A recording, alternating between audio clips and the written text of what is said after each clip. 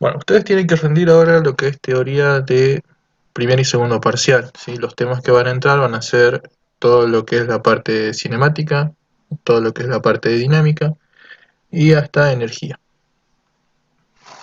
Por ejemplo, acá nosotros tenemos un parcial teórico que es del 2017 y vamos a ir viendo punto por punto, ¿sí?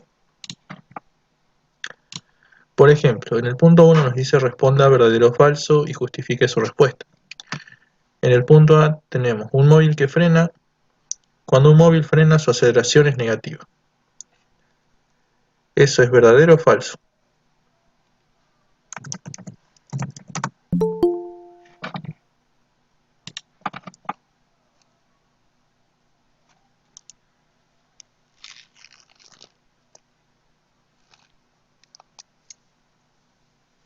Bien, verdadero, ¿sí? Cuando nosotros tenemos un móvil que frena, nosotros recordemos que la aceleración se calcula directamente como el cambio de velocidad. Es decir, la aceleración es la velocidad final menos la velocidad inicial dividido en el tiempo, ¿sí? Esa es la ecuación básica que nosotros usamos para aceleración. Y acá consideramos que el tiempo siempre es positivo. Nunca vamos a conocer ni a medir tiempos negativos. Por otro lado, cuando hablamos de velocidades,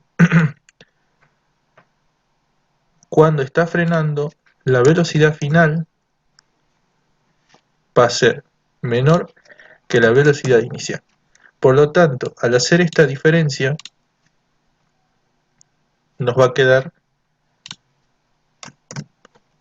que la parte de arriba tiene un signo negativo, mientras la parte de abajo, al ser tiempo, siempre es positivo. Por lo tanto, siempre que frena, la aceleración va a ser de signo negativo. ¿Se entiende?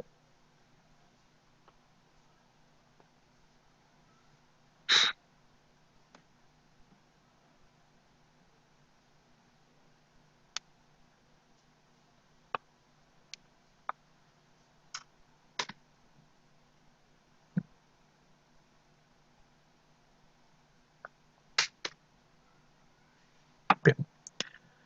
En el B nos dice, siempre que la velocidad de un cuerpo es cero, su aceleración también es nula. ¿Qué quiere decir eso?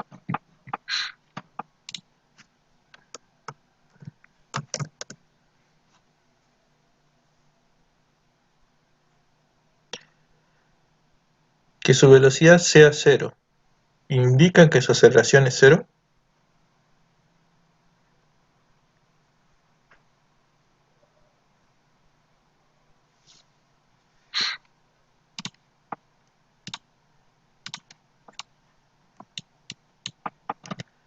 Vamos a ver un gráfico de velocidad en función del tiempo. La aceleración en realidad lo que hace es calcular, como vimos recién, una variación de velocidades en un determinado intervalo de tiempo.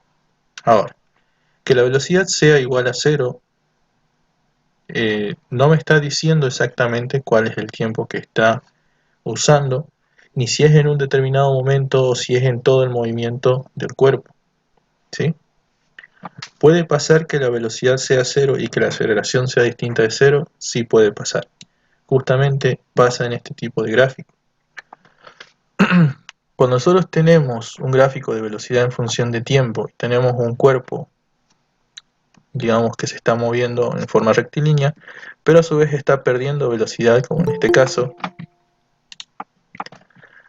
En este caso, por ejemplo, vamos a ver que al perder velocidad va a llegar a un punto en el cual su velocidad se hace igual a cero. ¿Bien?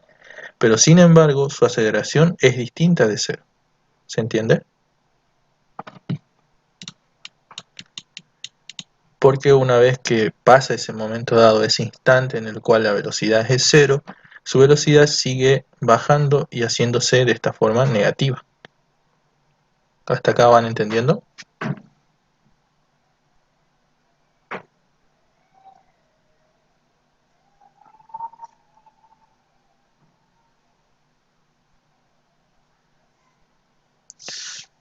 Bien, entonces, La única forma, o digamos, el enunciado en el cual esto se puede cumplir y podemos decir que la velocidad sea cero, indica que el cuerpo tiene una aceleración de cero, es que si nosotros decimos que, que el cuerpo permanece en reposo o que el cuerpo mantiene su velocidad de cero en todo el tiempo, ¿sí? Solo en ese caso vamos a tener una aceleración de cero. Ahora, lo mismo va a pasar cuando nosotros digamos que el cuerpo se mueve a una velocidad constante y en ese caso también su aceleración va a ser igual a cero.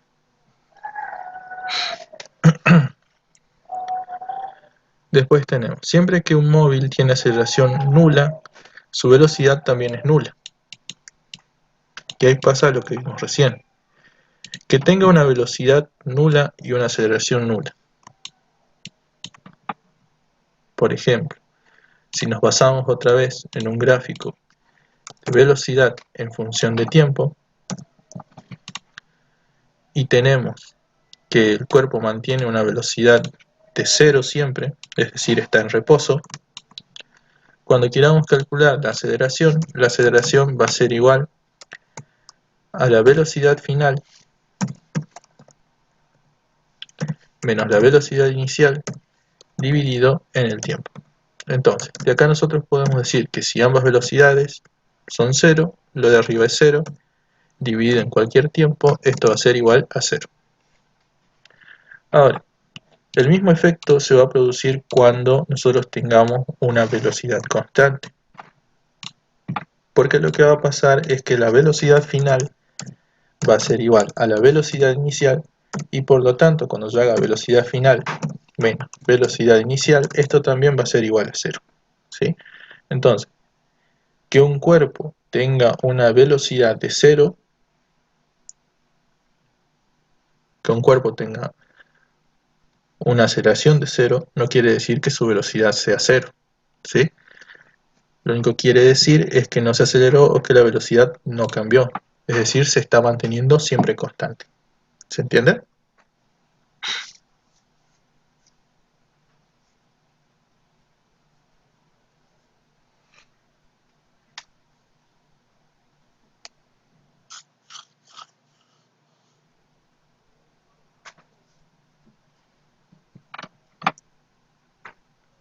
¿Hasta acá tienen alguna duda del razonamiento?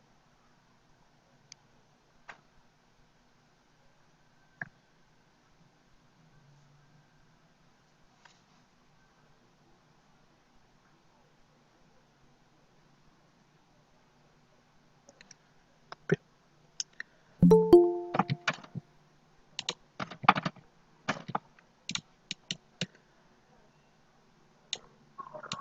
Bien. Veamos el 2. Dice, un niño sentado en un asiento de un colectivo que se mueve con una velocidad constante arroja una pelota verticalmente hacia arriba según la persona sentada a su lado.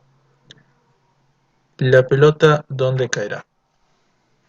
Bien, vamos a analizar esto de dos formas, ¿sí? Si ustedes tienen un cuerpo que se está moviendo, en este caso sobre un... Vamos a verlo como sistemas de referencia, ¿sí?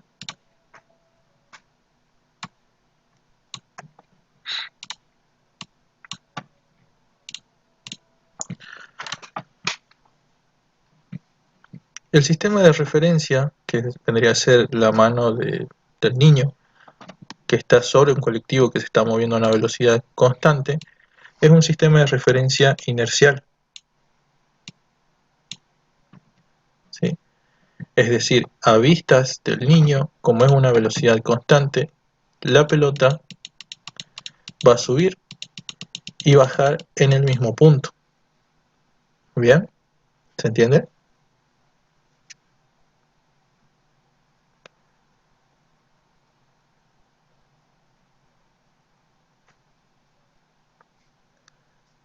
Ahora, una persona que está montada en el colectivo que está sentado a su lado va a tener la misma referencia, es decir, va a estar moviéndose también a esa misma velocidad constante.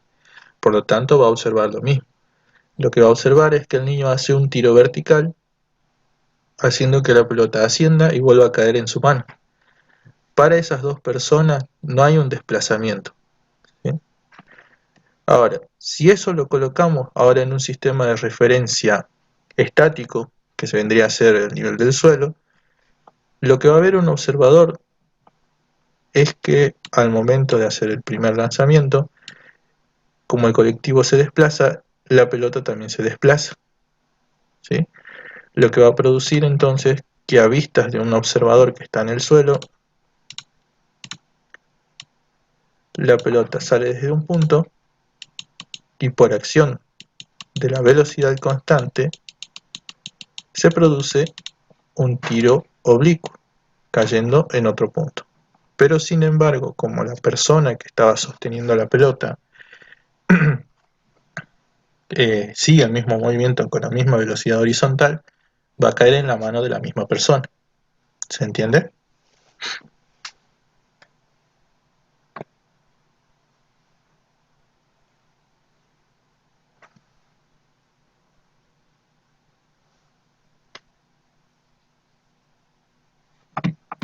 Sí, se entiende. O sea que dependería del sistema de referencia que tomemos, o sea, del punto de referencia que tomemos. Muy bien. Depende del punto de referencia que tomen, ¿sí? Si toman un punto de referencia dentro del mismo colectivo, moviéndose a la misma velocidad que se mueve el niño, va a tener un tiro vertical donde solamente hay un desplazamiento vertical. Ahora, si se ponen en una posición fuera del colectivo en un punto estático, van a ver que es un tiro de tipo parabólico, ¿sí? Entonces, este tipo de preguntas va a depender mucho de dónde están poniendo el punto de referencia o dónde se sitúa, digamos, el observador del fenómeno que estamos analizando. ¿Se entendió?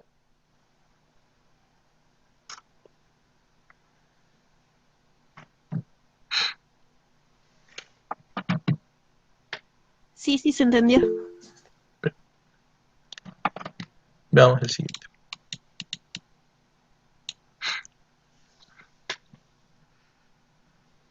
Dice, despreciando la influencia del aire, cuando se lanza un cuerpo hacia arriba verticalmente, sucede que el tiempo de subida hasta la altura máxima es menor que el tiempo de caída hasta la posición inicial. El módulo de la velocidad inicial es mayor que el módulo de la velocidad cuando pasa bajando por la misma posición inicial. El tiempo de subida hasta la altura máxima es mayor que el tiempo de caída a la posición inicial. Bien.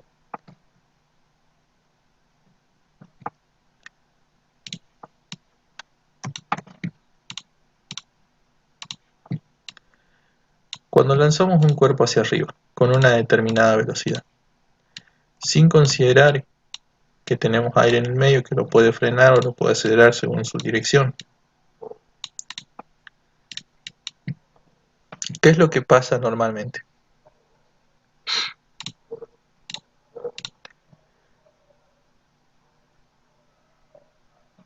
El cuerpo va a ascender hasta su altura máxima, donde en la altura máxima va a tener una velocidad final de 0 y de ahí va a empezar a descender hasta la misma posición inicial. Siempre y cuando no haya algo que lo detenga, va a bajar a la misma posición inicial. En ambos casos, si vamos a observar las velocidades, la velocidad de subida es la misma que la velocidad de bajada, solamente que de signos distintos. Es decir, por ejemplo, si considero esta positiva, la otra va a ser negativa. Como todo está siempre afectado por la misma aceleración, y esa aceleración no es otra cosa que la aceleración de la gravedad, entonces los tiempos de subida y de bajada van a ser los mismos, ¿sí? Entonces, el tiempo de subida es igual al tiempo de bajada. Y la suma de ambos tiempos es lo que se conoce como tiempo de vuelo. El tiempo de vuelo es igual al tiempo que sube, o el tiempo que tarda en subir, más el tiempo que tarda en bajar. Siempre hasta la misma posición.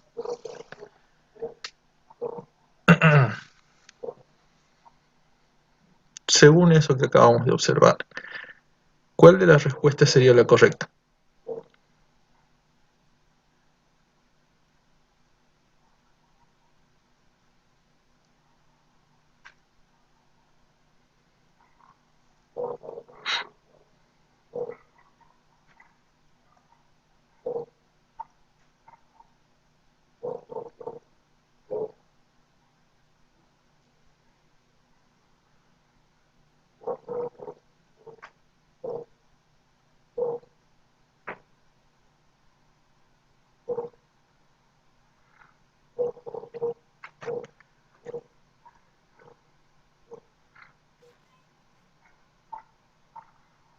Me parece que son dos opciones de acá. La D La y la D. G, puede ser. La D sí, el módulo de la Y la velocidad G. inicial es igual al módulo de la velocidad cuando pasa por la misma posición bajando. ¿Sí? Estamos hablando de módulos. Módulo solamente es el valor, ¿sí? No el signo. Entonces, esta sí. Y la G también puede ser, porque ahí nos está hablando de la aceleración. La aceleración siempre es la misma y es igual en la subida, en la bajada y en la altura máxima. La aceleración nunca se va a anular, siempre es la misma aceleración de gravedad G y siempre va a tener el mismo signo porque siempre va hacia abajo. Es decir, no le pueden cambiar el signo a G. Recuerden eso, ¿sí? Bien. ¿Se entendió hasta aquí? Sí.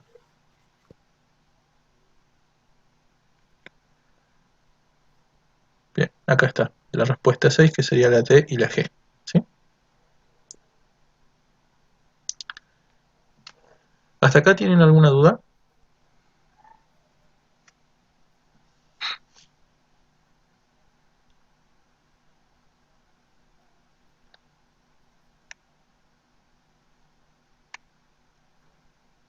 Bien.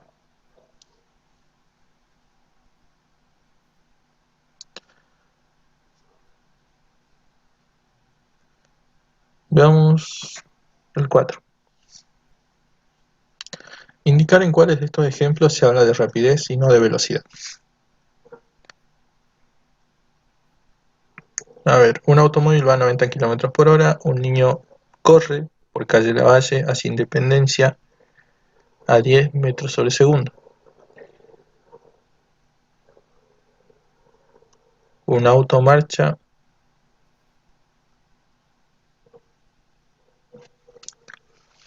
por avenida 19 de abril hacia calle Lavalle. Y un niño corre 10 metros desde la calle Lavalle a Belgrano.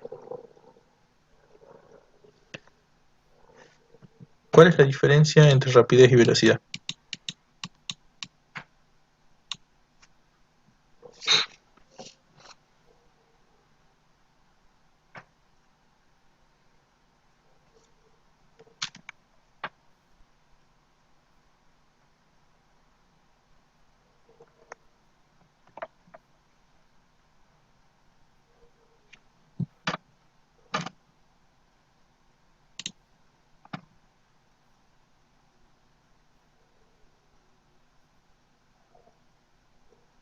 ¿Cuál es vectorial y cuál es escalar?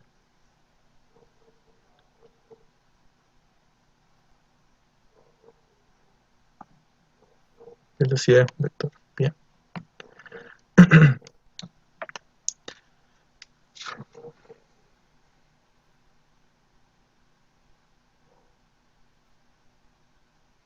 Bien, así es. La rapidez es directamente trayectoria, es decir, todo el recorrido sobre el tiempo. Es más o menos lo que hablamos de un promedio. Mientras que para la velocidad nosotros tenemos que indicar cuál es la dirección y sentido que tiene, ¿sí? Es decir, estamos hablando de un vector. Por eso es que siempre cuando simbolizamos lo que es velocidad, ustedes van a ver que es la v acompañado de la flecha de vector, ¿sí? Entonces, en velocidad estamos hablando de algo vectorial. En el otro caso estamos hablando de un escalar que es más que nada un promedio entre cuál es el espacio recorrido en un determinado tiempo. Ahora, ¿cuál de estas afirmaciones entonces podemos trabajarla como si fuese directamente una rapidez?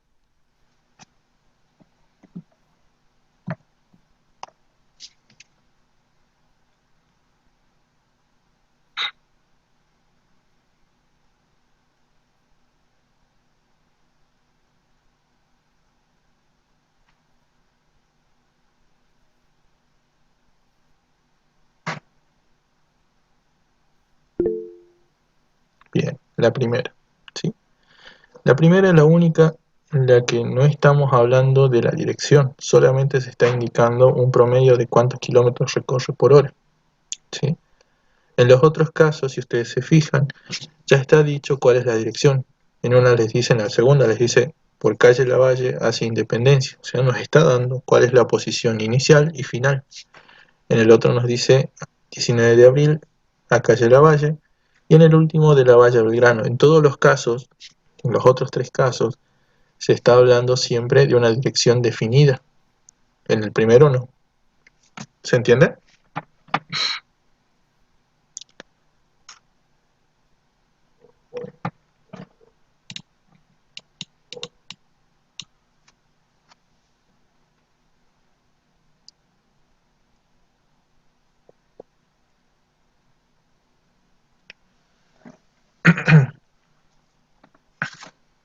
Veamos el siguiente.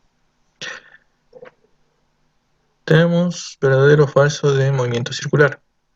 La velocidad tangencial es siempre constante.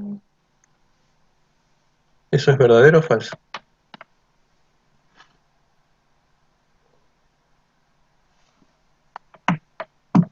Bien, estamos hablando de un circular uniforme. La velocidad tangencial va a ser entonces constante en ese caso.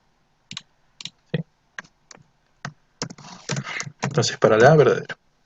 Veamos la B. Se produce en un plano horizontal. La velocidad angular tiene la misma dirección que la aceleración de la gravedad. ¿Verdadero o falso?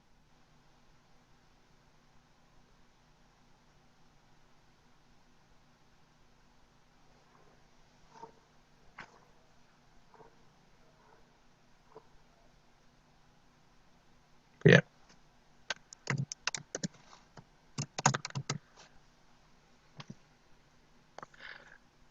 No hay aceleración radial.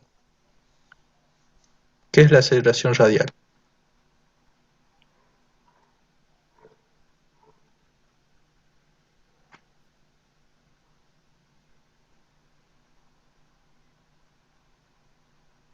Muy bien, la aceleración centrípeta, ¿sí? Siempre que tengan velocidad, ¿sí? Esa es falsa, porque la aceleración centrípeta no depende de otras aceleraciones. La aceleración total y la velocidad son perpendiculares. Muy bien, verdadero, ¿sí? Eso va a pasar porque en el movimiento circular, al no tener nosotros aceleración tangencial, porque esto es un movimiento uniforme, vamos a ver que la aceleración total va a coincidir siempre con la aceleración centrípeta. ¿Ven? De esta forma. Y la velocidad, que viene a ser la velocidad tangencial, siempre es perpendicular a esa aceleración centrípeta. ¿Sí? Porque esto es tangencial, justamente es tangencial a la recta, y esta se dirige justo al centro. Entonces terminan siendo siempre perpendiculares. ¿Se entendió?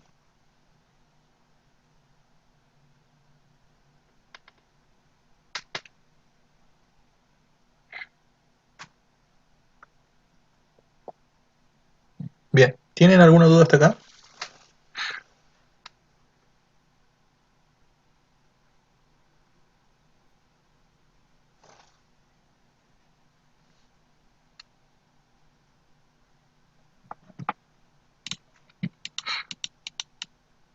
Bien.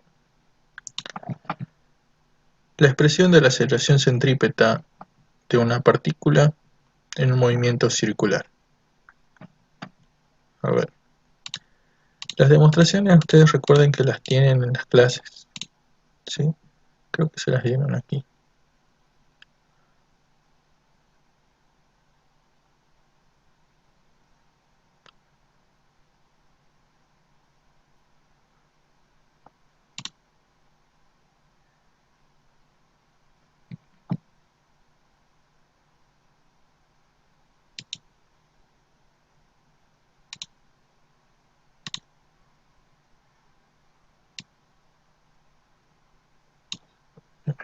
A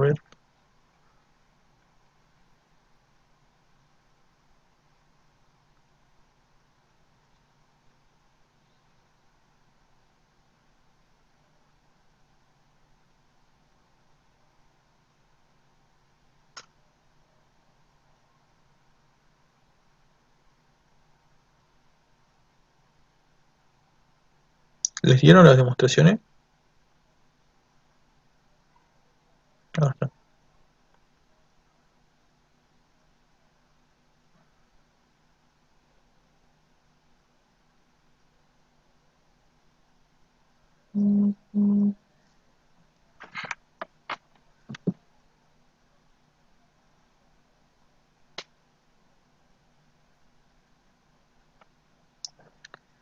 Un ratito.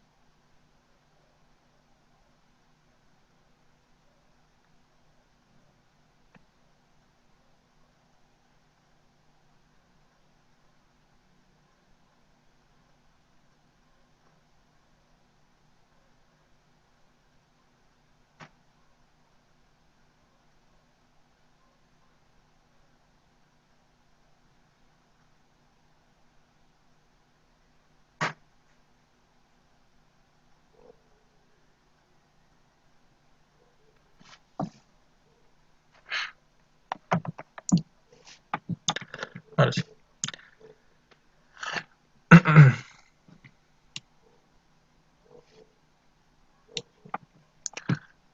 Esta demostración más que nada parte de lo que son la parte vectorial, ¿sí? Si ustedes se fijan, ustedes van a tener inicialmente una circunferencia, el movimiento circular, donde vamos a tener los vectores v1 y v2, que son los vectores velocidad, el radio y la diferencia angular.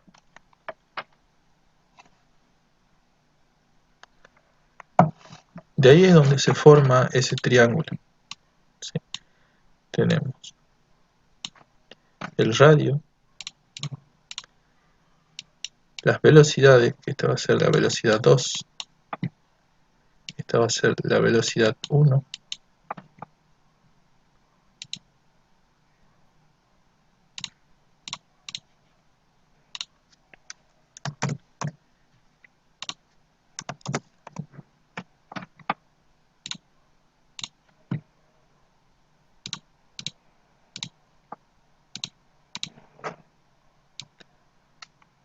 y la distancia, que es el desplazamiento que se produjo desde esta parte de aquí.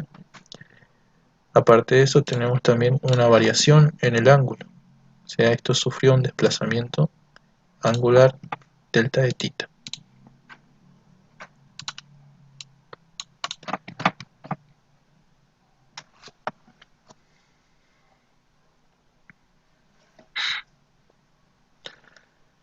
Entonces, este es el triángulo que se está formando, ¿sí?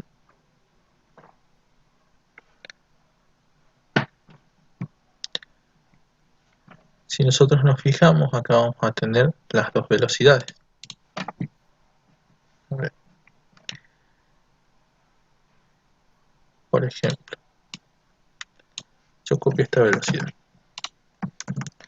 la extraigo y copio esta otra velocidad.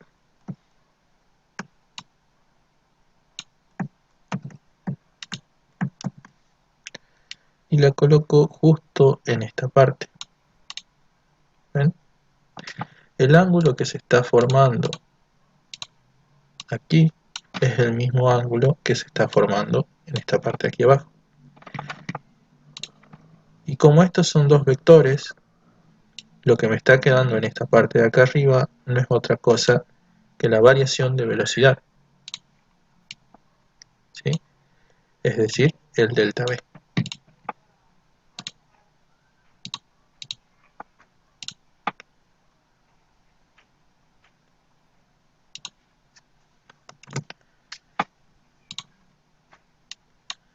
Entonces, lo que se está produciendo acá es un cambio de velocidad, si bien no es un cambio de velocidad porque, digamos, haya cambiado el módulo, es un cambio de velocidad por el cambio de posición, ¿sí? Recordemos, como dijimos hace rato, la velocidad es una medida vectorial. Entonces, en ese caso, al ser una medida vectorial, nosotros vamos a ver que lo que va a pasar es que al cambiar de posición los vectores, se está produciendo una variación en la velocidad, por más de que el módulo de ambas velocidades sea el mismo, ¿sí? Por eso es que siempre aparece una aceleración centrípeta Por más de que la velocidad tangencial se mantenga constante, la velocidad tangencial lo que va haciendo es cambiando de dirección constantemente al moverse alrededor de la circunferencia. ¿Se entiende?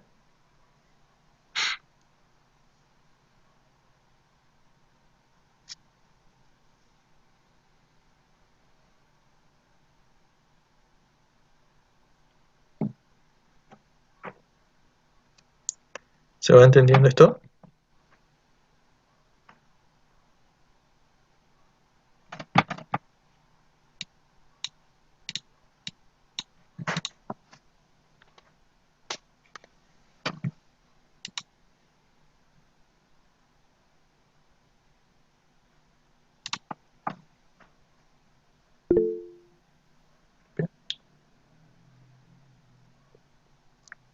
Entonces, la aceleración centrípeta aparece no por el cambio de velocidad en módulo, sino por el cambio de dirección, ¿sí?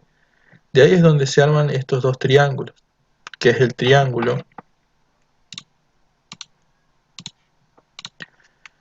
del punto O, el punto P1 y el punto P2. Y el segundo triángulo, que es el triángulo de velocidades, desde el punto A al punto B y al punto C, ¿sí? En ambos casos, ambos triángulos tienen el mismo ángulo, ¿sí? Es decir, ambos manejan el ángulo delta de θ, o la misma variación angular. Por otro lado tenemos que acá nosotros tenemos como vector el radio, ¿sí?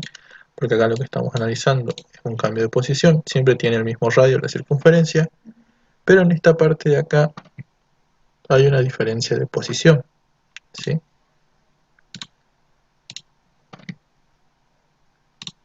Por eso tenemos un delta R, que vendría a ser en realidad un delta de la variación de posición, un cambio de posición inicial y final.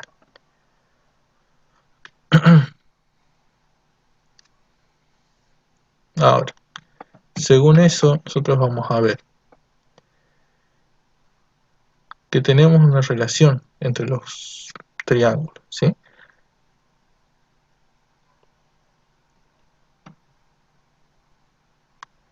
Esta relación viene dada por esto.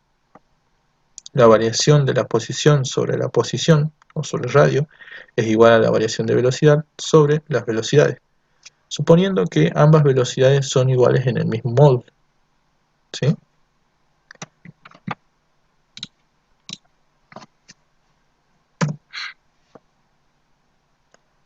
Entonces, la variación de la posición que sufre sobre el radio es igual a la variación que se produce en la velocidad debido al cambio de dirección dividido en la velocidad.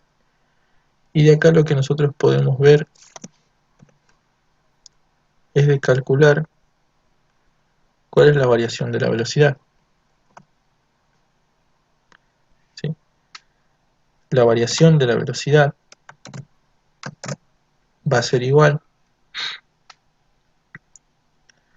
a la velocidad sobre el radio por el delta de posición, ¿sí? Hasta ahí nosotros tenemos analizado un cambio en la velocidad, ¿sí?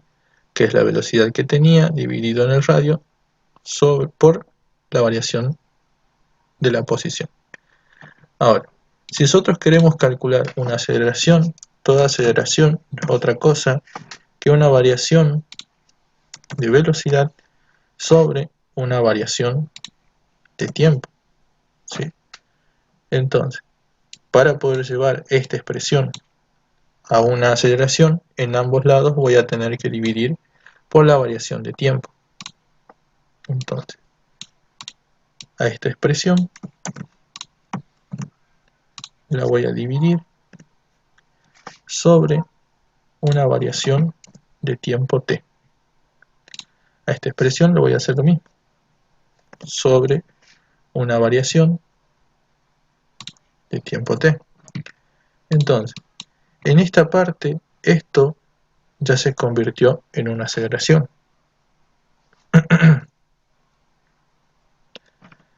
Esto, así como está, ya es una aceleración. Lo que vamos a hacer ahora es ver qué es lo que pasa cuando el tiempo es infinitamente pequeño. Eso quiere decir que vamos a calcular el límite cuando esa variación de tiempo sea tan pequeño que se acerque a cero. ¿Sí? Y vamos a calcular ese límite para toda esa expresión, que viene a ser, directamente vamos a usar la segunda, velocidad sobre el radio por la variación de la posición sobre la variación del tiempo.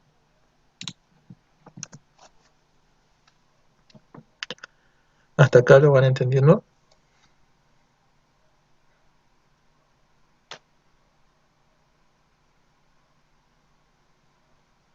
Bien. Cuando nosotros calculamos límites, si nosotros conocemos valores que son constantes, como en este caso es velocidad y radio, son dos valores que se vienen manteniendo constantes, por lo tanto estos dos pueden salir, ¿sí?, afuera de la expresión, quedándonos directamente velocidad sobre radio por el límite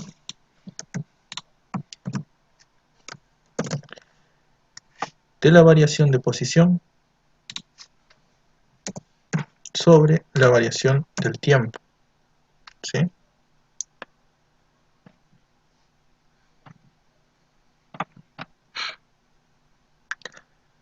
¿Qué es lo que llegamos en esta parte de acá? ¿Ven? Como la velocidad y el radio son constantes, se los puede extraer afuera y dejar directamente esta expresión. Ahora, esto es un cociente incremental, ¿sí? Nosotros habíamos visto en análisis matemático que los cocientes incrementales no son otras cosas que derivadas, ¿sí? ¿Se acuerdan de eso?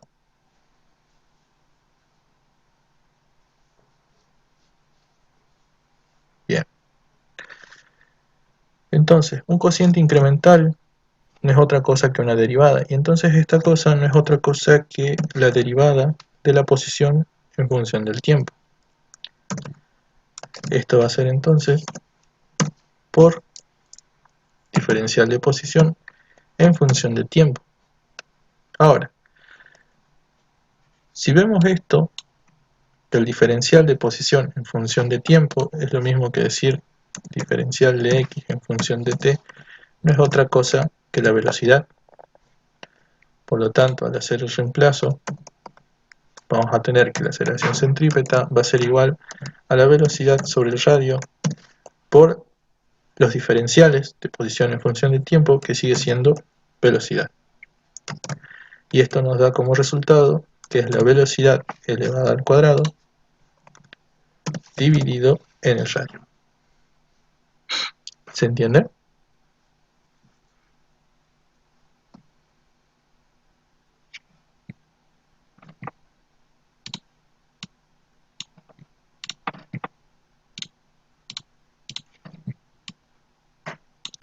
Que esa es la ecuación que queríamos demostrar, ¿sí? La velocidad, que es la velocidad tangencial elevada al cuadrado, dividido en el radio.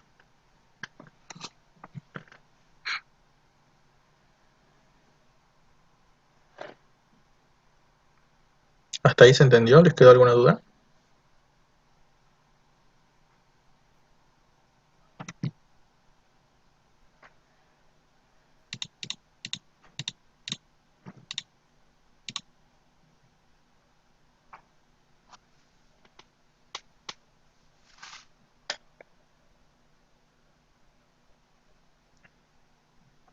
Bien. De acá ya lo otro ya es parte de usar las que son equivalencias, ¿sí? Por ejemplo, nosotros dijimos que la velocidad no es otra cosa que la velocidad angular, W, por el radio, ¿sí? En este caso, si yo hago un reemplazo, digo que la aceleración centrípeta, que era igual a velocidad al cuadrado, va a ser lo mismo que decir velocidad angular por radio, todo elevado al cuadrado, dividido en el radio. Y acá ya podemos aplicar una distributiva, nos va a quedar la velocidad angular elevada al cuadrado por el radio elevado al cuadrado dividido en el radio. Y de ahí esto se puede simplificar con esto y dejarnos una segunda expresión de la aceleración centrípeta igual a la velocidad angular elevada al cuadrado por el radio. ¿Se entendió?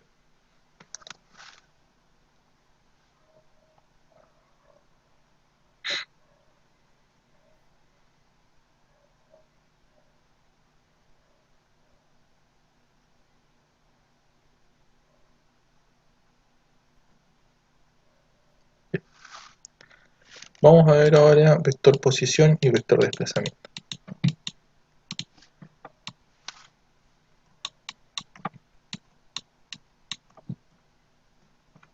Empecemos con vector desplazamiento.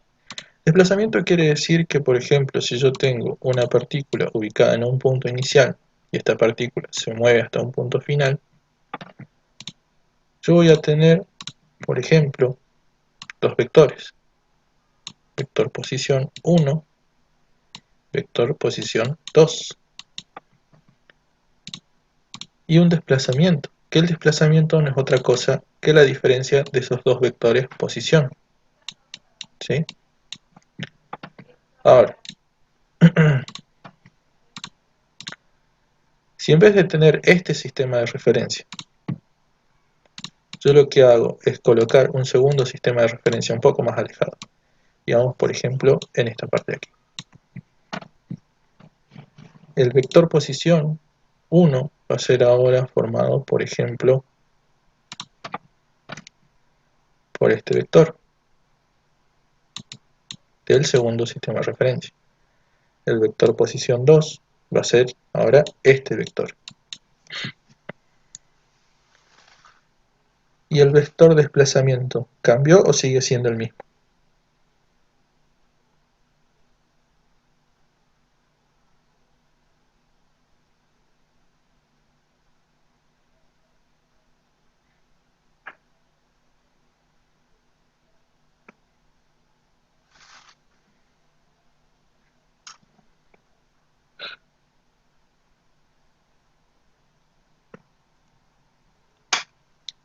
¿Se entiende? Eso es el mismo, ¿sí? Por más de que yo haya cambiado el sistema de referencia y lo que son vectores posición hayan cambiado, porque acá se ve cómo cambian los vectores posición, el vector desplazamiento, al ser solamente una diferencia entre esos dos vectores, se sigue manteniendo como desplazamiento desde un punto 1 hasta un punto 2, es decir, sigue siendo el mismo.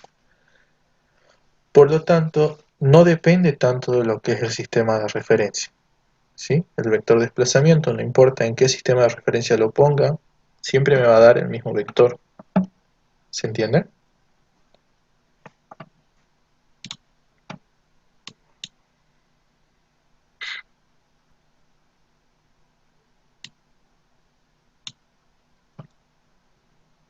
Vamos a hacer lo mismo ahora, pero solamente con vector posición. Y van a ver que la diferencia está justamente en decir que es posición y que es desplazamiento. Cuando hablamos de posición, ubicamos, por ejemplo, un vector desde el punto inicial hasta el punto en donde se ubica la partícula que estamos analizando.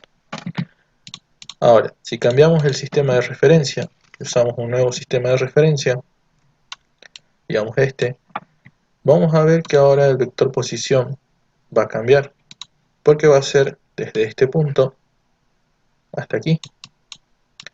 Entonces, Para el caso de la posición sí depende de cuál sea el sistema de referencia, porque justamente el vector posición es un vector que une el centro de coordenadas que viene del sistema de referencia con el punto en donde se ubica la partícula. En cambio, el otro es una diferencia entre dos puntos, que no importa dónde tome yo los puntos, van a seguir siendo la misma diferencia, porque no cambió lo que es el punto final e inicial. ¿Lo van entendiendo?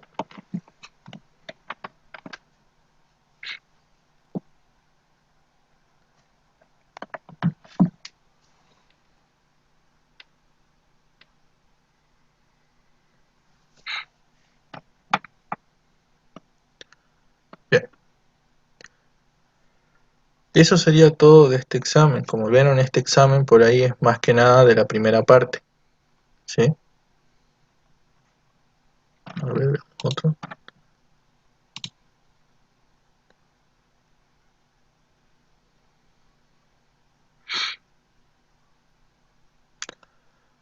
Veamos los dos primeros de este.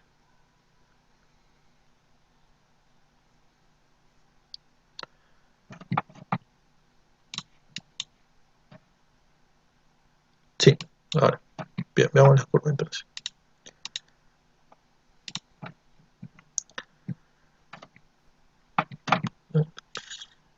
¿Quieren que lo explique directamente acá o lo voy dibujando así lo vemos en el gráfico?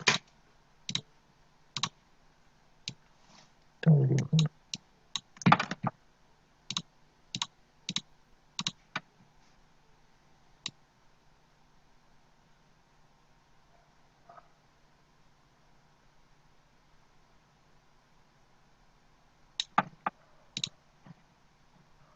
Bien.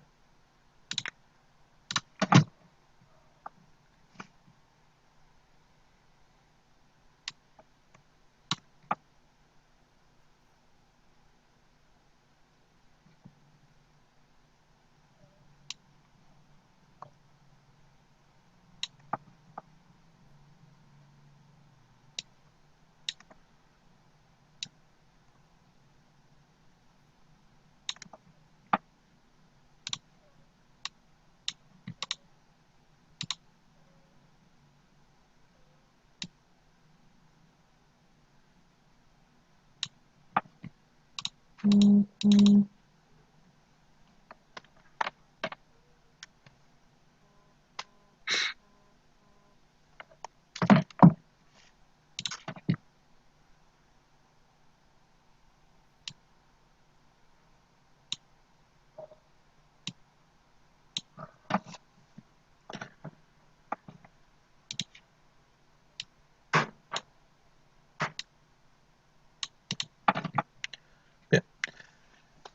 Trabajemos esta curva de energía potencial, ¿sí?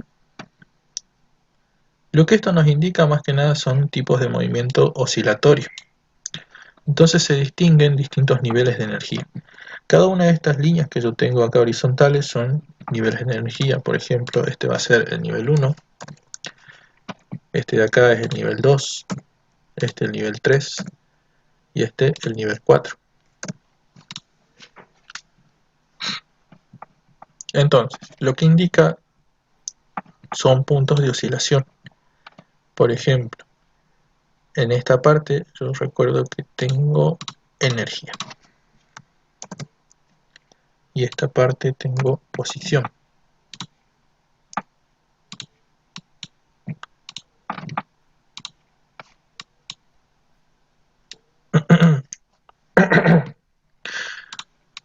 Vamos a analizar más que nada esta primera parte.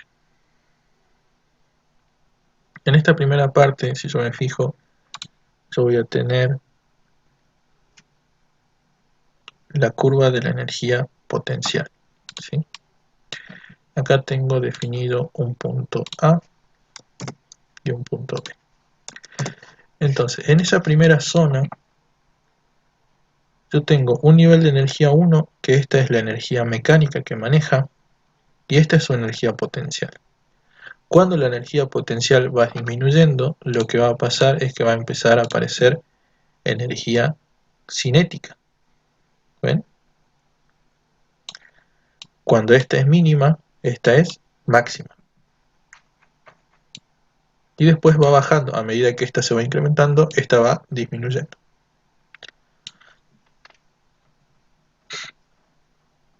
¿Se entiende?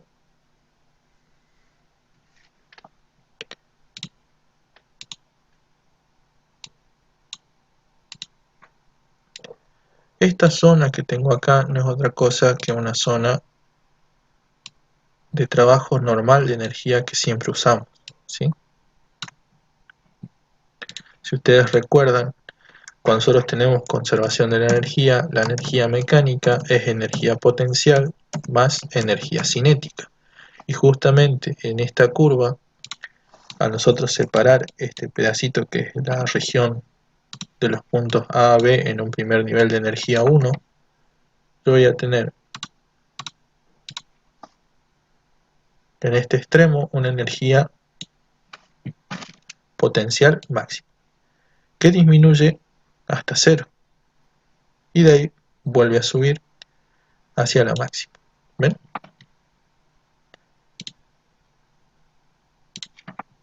Cuando la energía potencial es máxima, la energía cinética va aumentando desde 0, ¿sí? La energía cinética comienza en 0. Entonces, esta energía que tengo aquí, más esta energía que tengo aquí, siempre me da como resultado la energía mecánica del sistema, que es el nivel de energía 1. ¿Se entiende?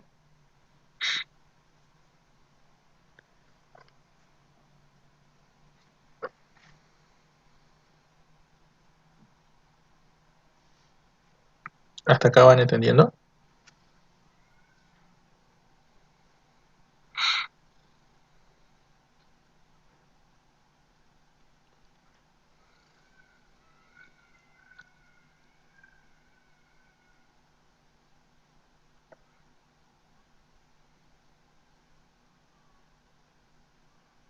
Bien, lo veamos con un ejemplo.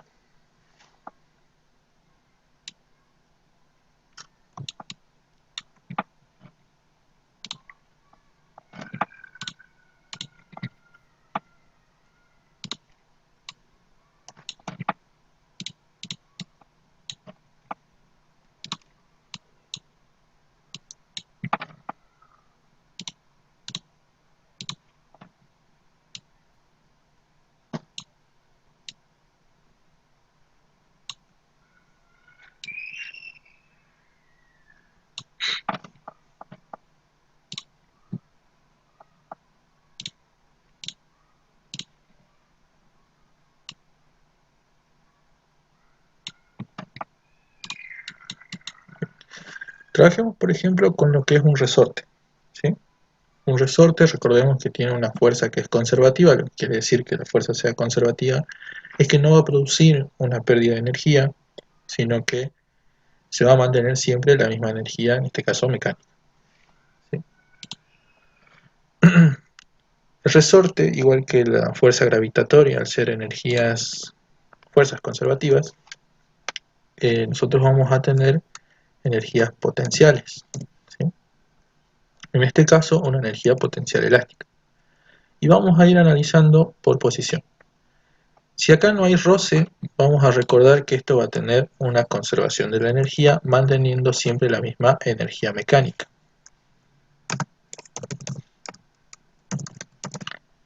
Ahora, en la posición inicial, donde tiene una compresión X, que vendría a ser este valor, digamos que es su compresión máxima. ¿Su energía cómo está compuesta? ¿Tiene energía potencial?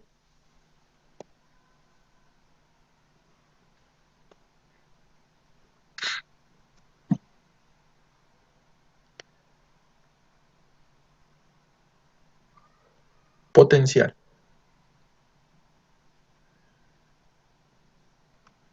Recuerden las ecuaciones. Energía potencial elástica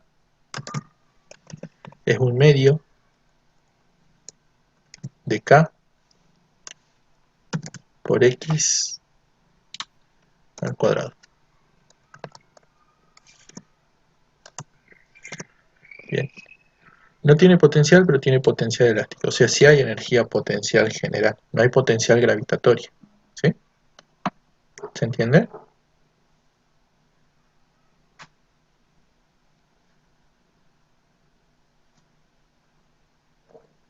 Bien.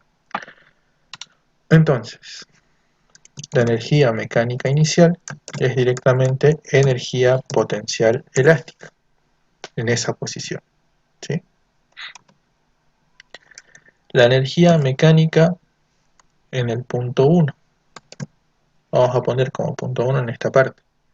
En esta parte, cuando el resorte está justamente en la posición o el punto de equilibrio, ¿qué tipo de energía tiene?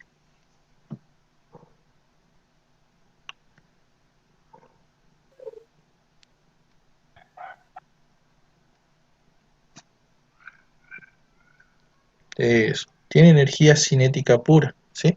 Toda la energía potencial elástica que tenía en un primer momento, al empezar a moverse, digamos que se mueve en esta dirección, se convierte en energía cinética. Y cuando la totalidad de la energía potencial se convirtió en energía cinética, que es justamente el punto de equilibrio, vamos a tener energía cinética pura.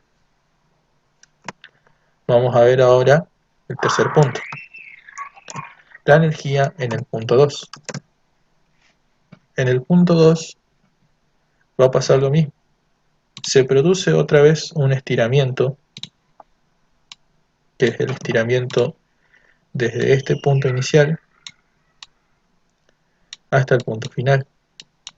¿Ven? Que justamente va a ser el mismo que tengo acá. Es decir, el estiramiento o la compresión que tenía inicialmente es el mismo que el estiramiento que tiene en la parte final. ¿Qué tipo de energía tenemos en ese punto?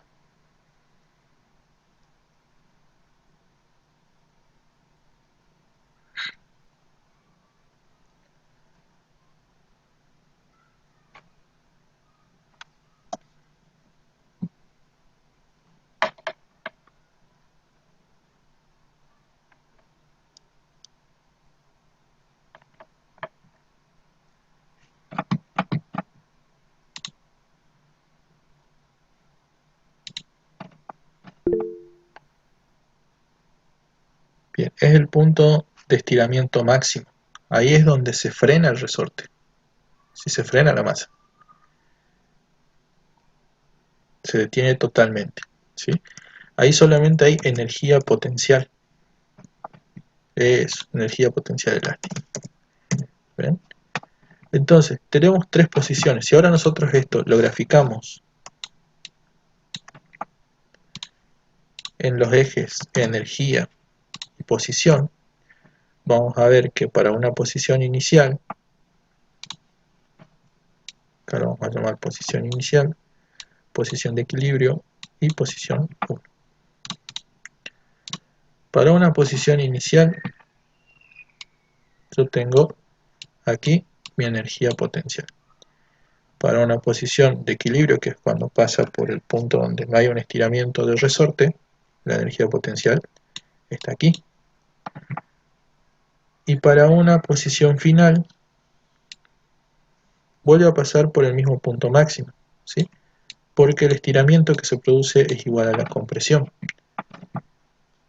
Lo que se está formando en este caso es lo que habíamos visto en la curva. ¿Ven? Es justamente esta sección de la curva. Y ahora, analizando por el lado de la energía cinética, vamos a ver que para la energía cinética tenemos inicialmente, cuando es puramente potencial, la energía cinética es 0. En la posición 1, que era la posición de equilibrio donde no hay estiramiento, es pura energía cinética. Y para la posición 2, otra vez vuelve a ser 0, porque toda la energía se convierte en energía potencial. Entonces nos está quedando esta curva. ¿Ven? ¿Hasta ahí se entiende?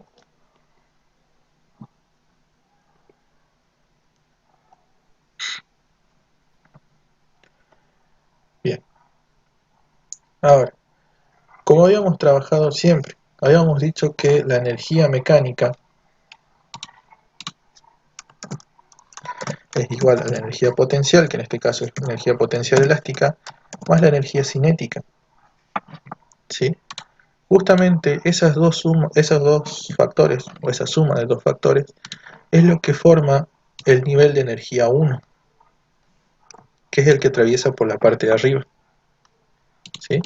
Es justamente esta línea que está acá, y viene a ser esta línea 1, entre los puntos A y B. ¿Sí?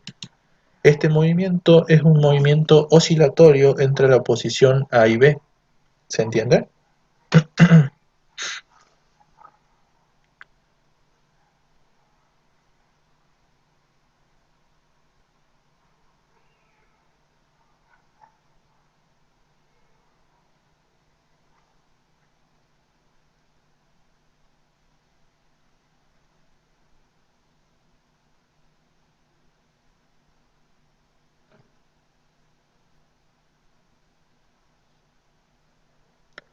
¿Hasta acá tienen alguna duda?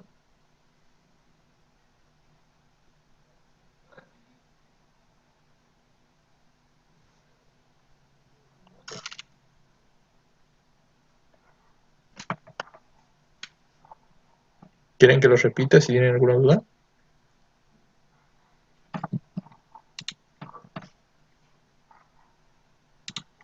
Sí, profe, ¿puede repetirlo, por favor? Bien. Habíamos visto entonces que nosotros tenemos para fuerzas conservativas, que en este caso usamos un resorte para demostrarlo,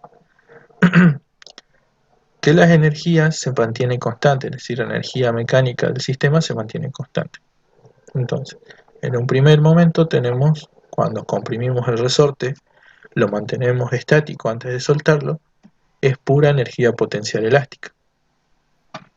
Después, el resorte se empieza a mover, empuja la masa hasta la posición de equilibrio del resorte, donde ahí el estiramiento es cero, por lo tanto la energía potencial elástica es cero. Pero toda esa energía, para mantener constante la energía mecánica, se convirtió en energía cinética. Por eso tenemos esta parte. En la posición 1, la energía cinética es pura. Ahora, el resorte sigue su marcha hasta una posición 2, que es cuando la masa se detiene completamente. ¿Sí? En esa posición 2 de la masa completamente detenida, el estiramiento que sufre el resorte es igual a la compresión que sufrió inicialmente. Entonces, en ese caso, lo que estamos teniendo es energía potencial pura.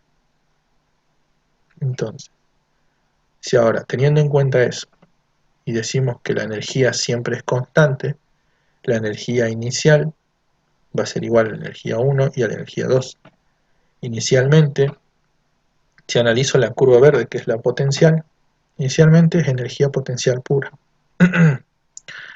En el punto 1 es la energía potencial se hace 0, y en el punto final la energía completa se hace otra vez potencial. Por eso me queda la curva verde. Si analizo la curva azul, que es la curva de energía cinética, inicialmente 0. En el punto 1 de equilibrio es energía cinética pura, y en el punto 2 es energía potencial pura, lo que quiere decir que la energía cinética otra vez es 0, que me da esta curva. ¿Ven? Estas dos curvas que acabamos de ver del movimiento oscilatorio de un resorte no es otra cosa que esta sección AB que representa justamente el movimiento oscilatorio. ¿Sí? ¿Se entiende?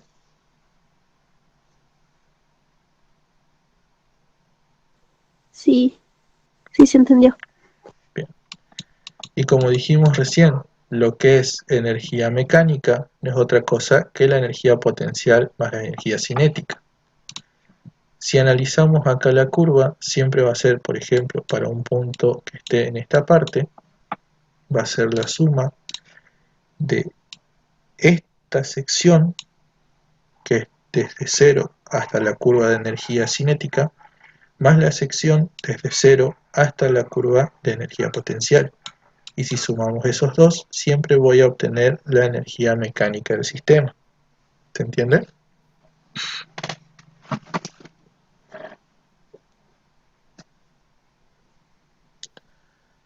¿Hasta ahí les quedó alguna duda?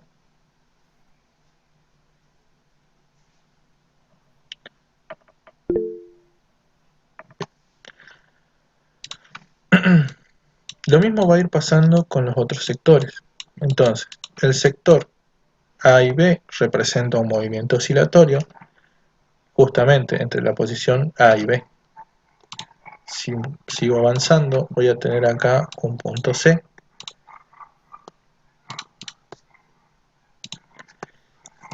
Y del otro lado un punto D. Y otra vez va a pasar lo mismo, ¿sí? Vamos a tener de vuelta un movimiento oscilatorio entre C y D, ¿sí? Y lo mismo va a pasar para los siguientes puntos F y G. Entonces tengo para un punto F y un punto G.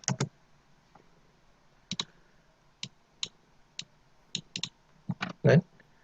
Entonces, entre C y D son movimientos oscilatorios, entre F y G son movimientos oscilatorios, pero lo que pasa es que no puedo pasar desde C hasta G, ¿sí?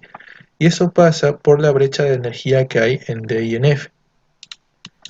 Lo que pasa es que en D y en F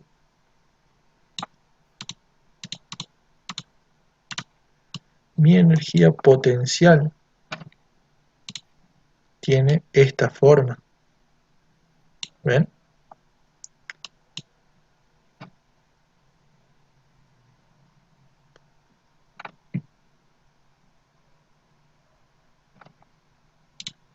Vamos a analizar eso.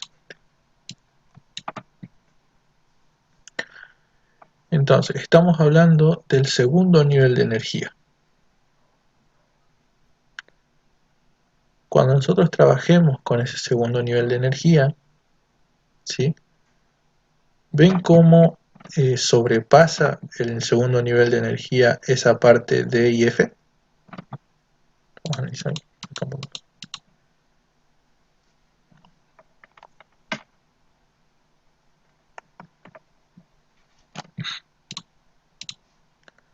Lo voy a remarcar aquí.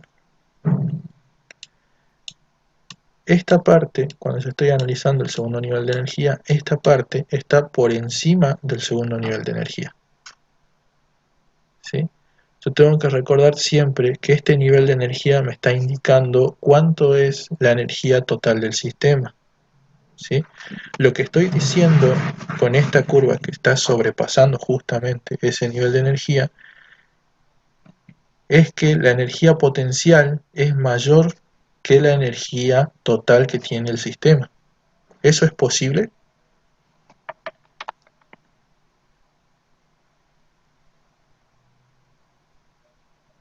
Bien. Diría que entonces no sería posible si son fuerzas conservativas, que no. Eso es. Bien. ¿Así es? Bien. Estamos hablando de fuerzas conservativas. En ese caso, la energía potencial no puede sobrepasar nunca a lo que es la energía total del sistema. Y en cualquier otro caso tampoco, ¿sí?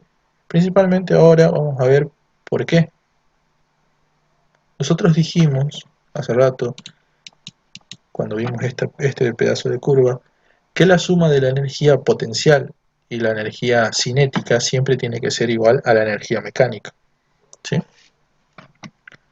Ahora, si estamos analizando desde C hasta G todo el segundo nivel de energía y vemos que esta parte sobrepasa, ¿cómo tendría que ser la energía cinética para poder anular esto? ¿Positiva o negativa?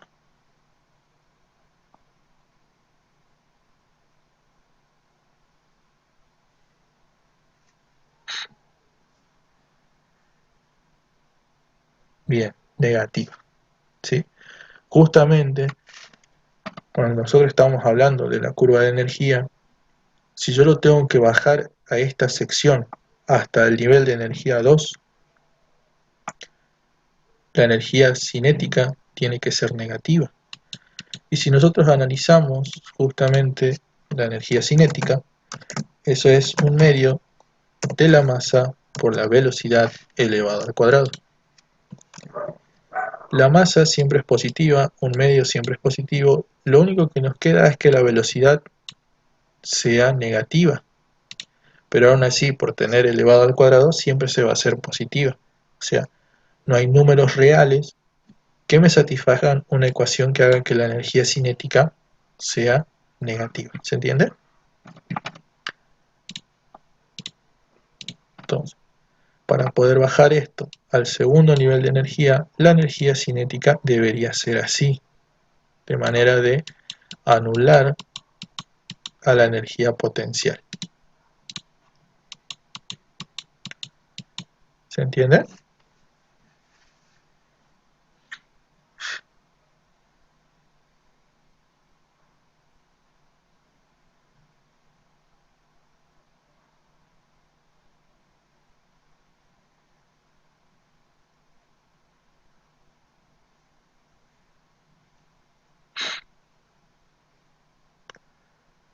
¿Hasta acá se entendió o les queda alguna duda?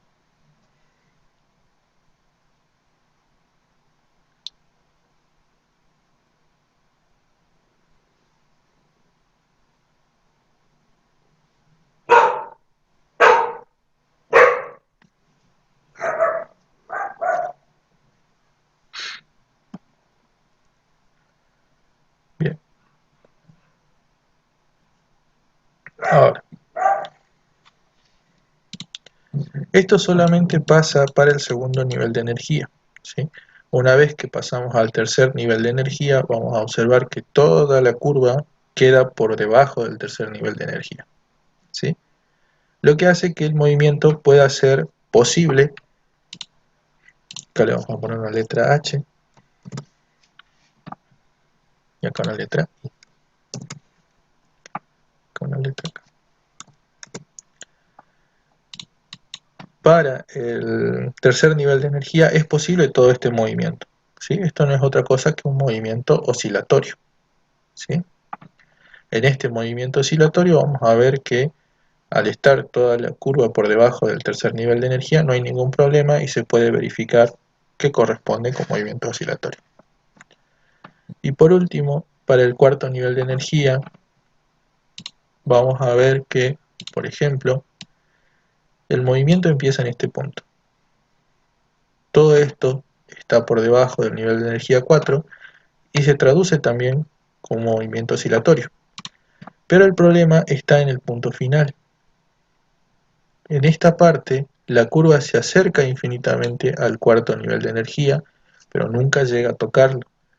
Por lo tanto, este movimiento es un movimiento entre K, entre el punto K y el infinito, ¿sí? Ya que nunca va a llegar o llega directamente en el infinito a alcanzar ese cuarto nivel de energía.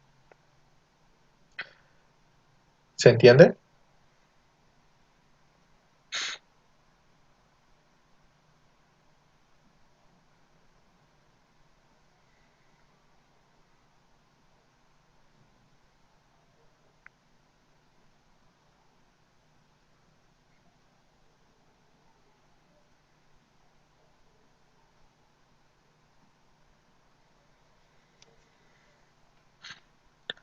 ¿Hasta acá vamos bien?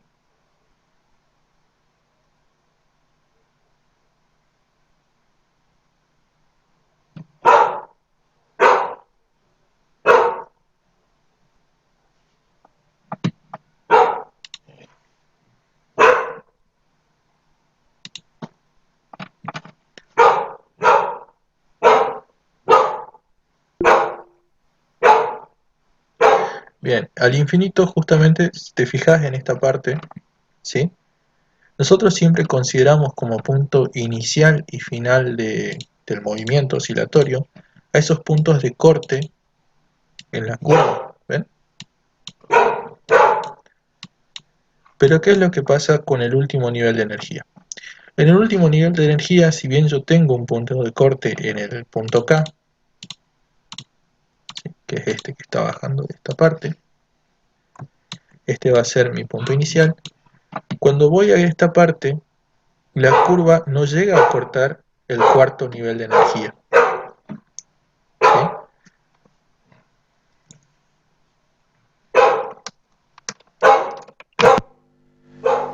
Entonces, la curva no llega a tocar el cuarto nivel de energía, lo que hace que este movimiento tienda entre el punto K y el infinito. ¿Sí? ¿Se escucha bien?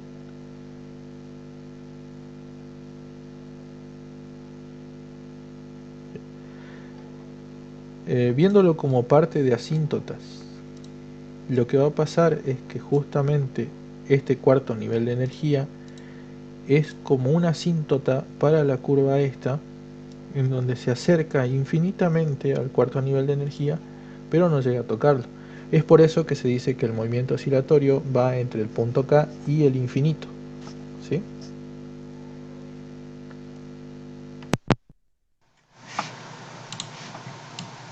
¿Se entendió?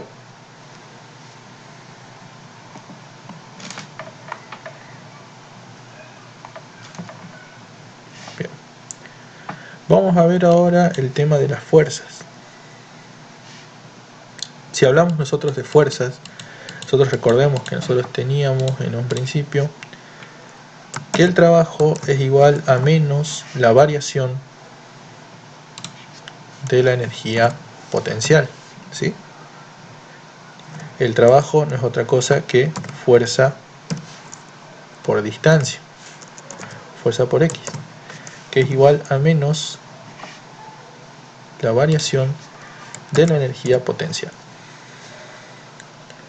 Entonces, si yo de acá lo que quiero saber es cuál es el signo de la fuerza, voy a ver que la fuerza va a ser igual a menos la variación de la energía potencial dividido en la posición X que tiene. ¿Sí? Ahora, que esta X no es otra cosa que un diferencial de X, ¿sí? Una variación de la posición, que es lo que vamos a analizar. Entonces, esto no es otra cosa que, podríamos decir, menos la derivada de la energía potencial sobre la derivada de la posición que tiene el cuerpo, ¿sí? El diferencial, haciendo tender a cero lo que es la variación de posición. Y recordando un poco lo que es análisis, esto no es otra cosa que la pendiente de la curva. Entonces, la fuerza va a tener signo contrario a la pendiente de la curva. Cuando la curva tenga pendiente negativa, la fuerza es positiva. Cuando la curva tiene pendiente positiva, la fuerza es negativa. ¿Sí? Volvemos otra vez aquí. En esta parte, por ejemplo, la curva tiene pendiente negativa, es decreciente. Por lo tanto, la fuerza va a ser hacia el lado de X positivo. ¿Ven? Por eso tienen estas flechas en esta parte. En esta parte va a pasar lo mismo. En este caso, la energía potencial crece, tiene pendiente positiva, es creciente. Por lo tanto, la fuerza va a ser negativa. ¿Sí? En esta zona, la fuerza también es positiva, porque si nos fijamos, la pendiente de la curva es negativa. Y por último, en esta parte va a pasar lo mismo. ¿Sí? La pendiente es positiva, por lo tanto la fuerza va a ser negativa. ¿Se entendió?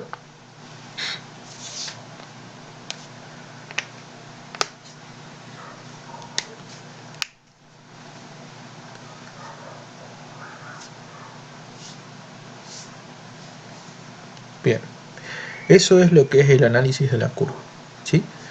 Siempre esta curva de energía potencial trata de los distintos niveles de energía y de cómo ir analizando esos distintos niveles de energía según cuál es la energía total que tiene que respetar, ¿sí? Entonces, a medida que van creciendo los niveles de energía, el movimiento entre un punto y otro se va haciendo posible, o va apareciendo esto que es una brecha de energía, donde es imposible hacer ese movimiento de D a F, ¿sí?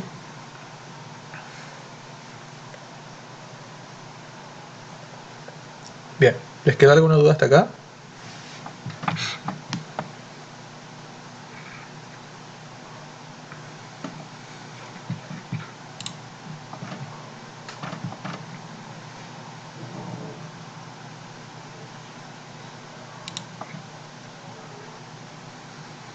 Profe, yo no entendí bien cuando en el punto D a F, o sea, sobrepasa el segundo nivel.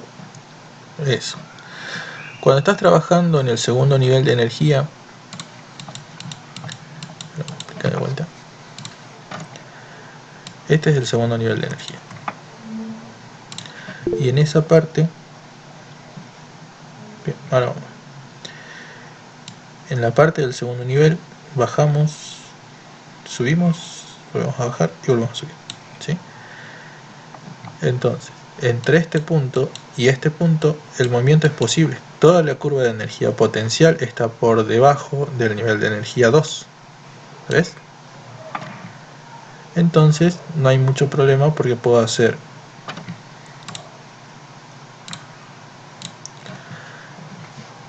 a ver, vamos a poner el 0 en el punto más bajo, ¿sí? Acá la energía es 0. Y vamos a ir analizando qué es lo que pasa.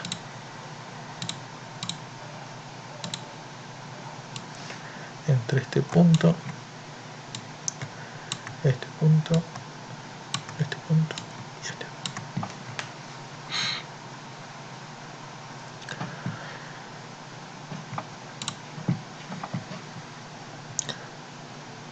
En el primer nivel de energía lo que pasaba era que si nosotros teníamos una curva hacia abajo de energía potencial, la energía cinética iba creciendo hacia arriba y después volvía a bajar.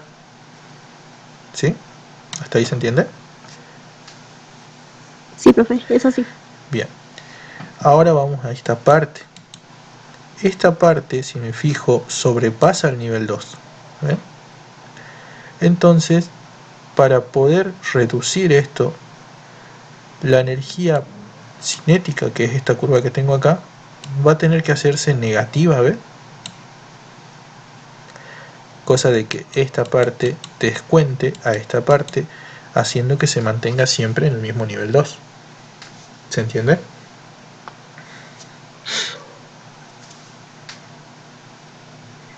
Sí, ahora sí. Ya quería por debajo. Sí, sí. Claro. Como sobrepasa lo que es el valor 0 de energía, la energía cinética se hace 0. Entonces, en ese caso, la energía cinética debería ser negativa. Pero eso es imposible.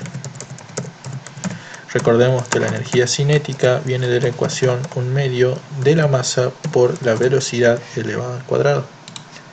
Entonces, lo que va a pasar es, la masa siempre es positiva, no hay cuerpos de masa negativa. La velocidad también es positiva, ¿sí?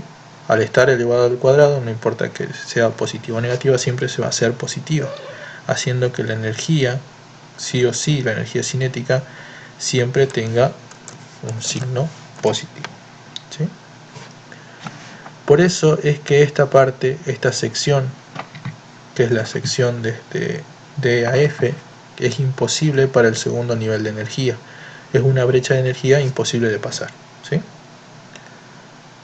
Ahora,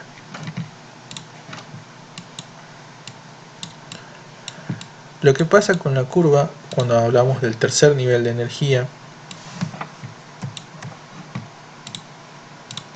recordemos que lo que va a ir pasando es que al pasar un nuevo nivel de energía, los anteriores quedan eliminados, ¿sí?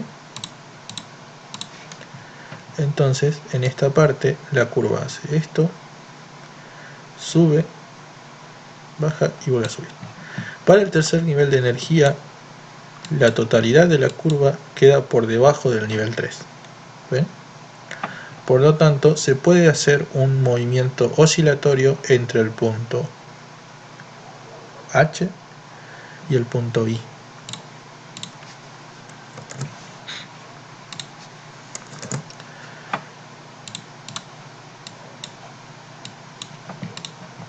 Por eso es que acá, por ejemplo, yo puedo decir, para el tercer nivel de energía yo no tengo problema en ir desde el punto H hasta el punto I, pasando por todos los puntos intermedios, porque toda la curva de energía potencial ahora quedó por debajo del nivel de energía 3. ¿Se entiende?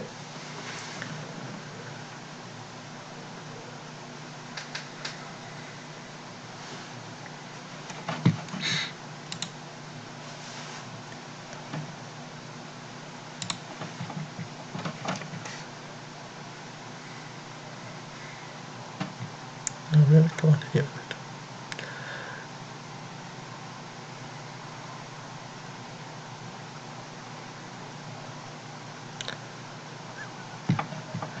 En todos estos casos siempre estamos hablando de movimientos oscilatorios, ¿sí? Recuerden que esta curva de energía potencial que vemos en un primer momento es siempre de movimientos oscilatorios. La única diferencia es que para el segundo nivel se divide en dos curvas, la oscilación de C a D o la oscilación de F a G, ¿sí?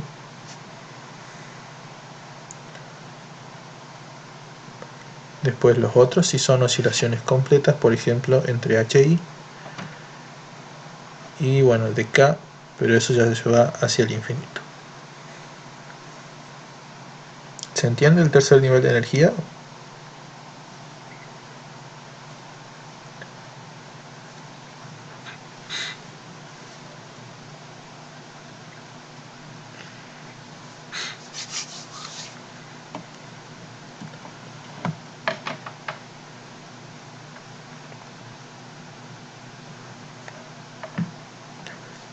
¿Les queda alguna duda hasta ahí?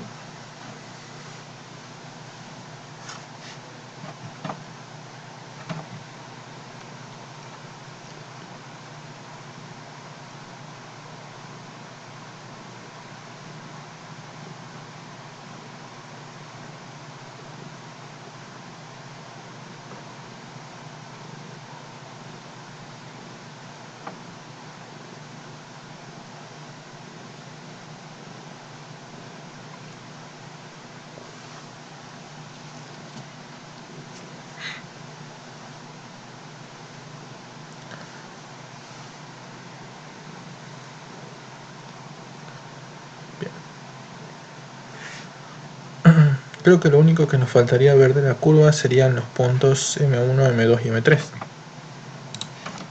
¿Sí? Esos puntos son un poco más sencillos. Si ustedes se fijan, son puntos mínimos y máximos de energía. Y en estos puntos nosotros lo que analizamos es la fuerza. La fuerza no es otra cosa entonces que la derivada de la energía potencial respecto de la posición.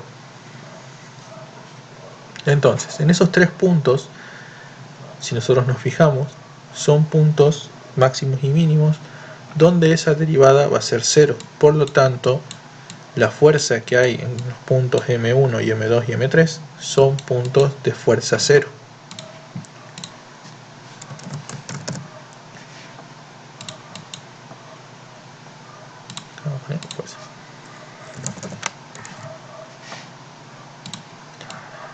En este punto, en el punto más alto,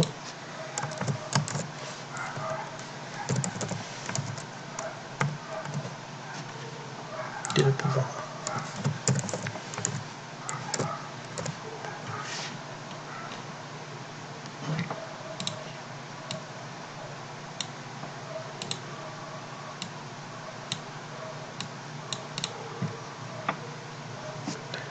Bien. ¿Se entendió el análisis de la curva o les quedó alguna duda?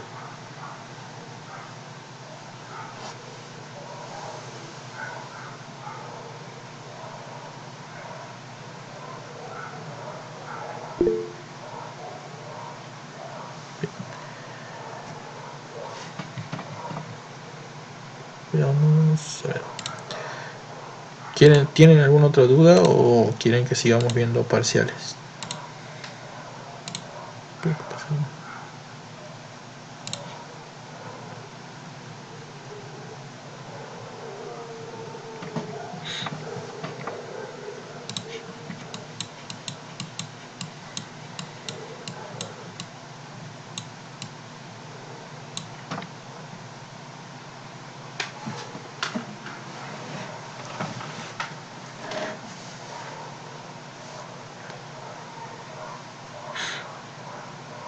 Sigamos viendo los modelos de parcial. Bueno, a ver, veamos este. Este es un examen final, así que vamos a ver la primera parte más que nada, ¿sí? Por ejemplo, movimiento rectilíneo uniforme variado. El movimiento, bueno, este es verdadero o falso, el movimiento en caída libre. La aceleración es independiente de la masa del cuerpo. ¿Eso es verdadero o falso?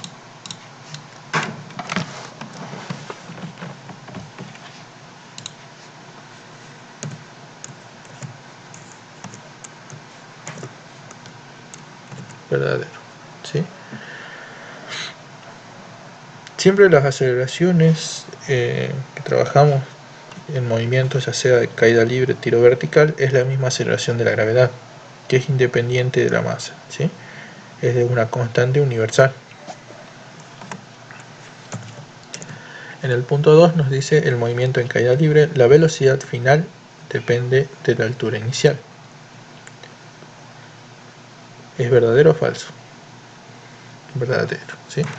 Entonces, entre más alto o más bajo esté el cuerpo, va a ser mayor o menor la velocidad que desarrolla respecto a la caída, ¿sí? La aceleración, como dijimos, es constante. En el movimiento en caída libre, la aceleración depende de la altura inicial. Muy bien. Falso, ¿sí? Lo que hablamos recién. La aceleración siempre es una constante universal. No va a variar nunca. En el movimiento de caída libre se puede calcular el valor de la gravedad soltando un cuerpo desde una altura conocida y midiendo el tiempo de caída.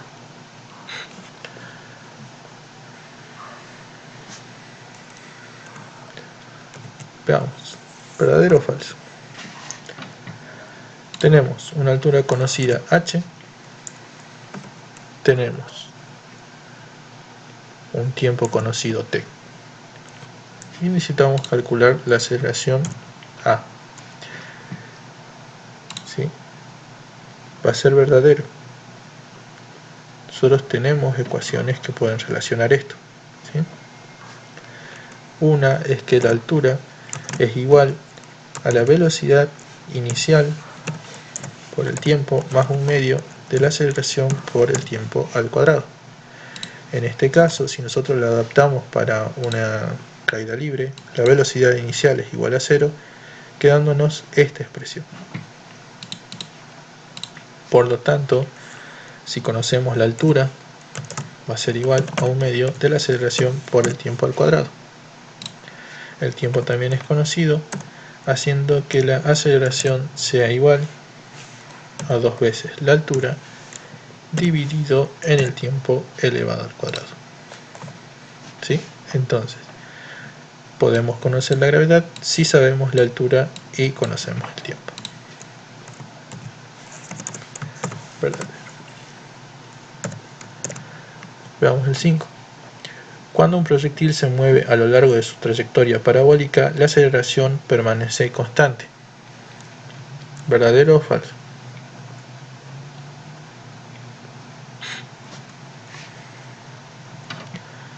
¿Cuál es la aceleración?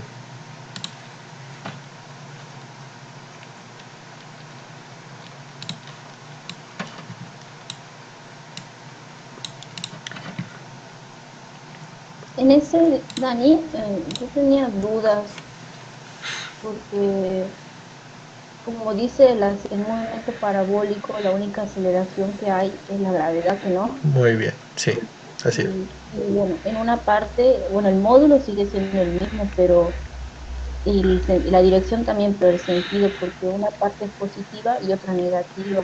Así que, ¿cómo sería esa? La aceleración siempre es la misma, ¿sí? Tanto en módulo, dirección y sentido, que es la aceleración de la gravedad. Lo que va a cambiar es la velocidad, ¿sí? La velocidad, si bien nosotros lanzamos un proyectil de esta forma, ¿sí? Su velocidad va a ir cambiando a medida que vaya tomando distintas posiciones, ¿sí?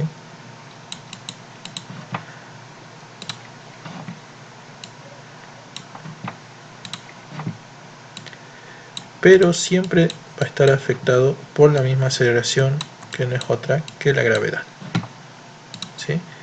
La velocidad sí cambia de dirección y de sentido, pero la aceleración siempre sigue siendo la misma, que es la gravedad. ¿Se entiende?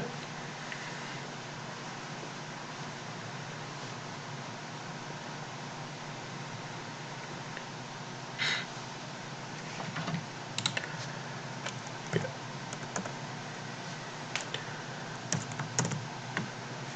Veamos el 6.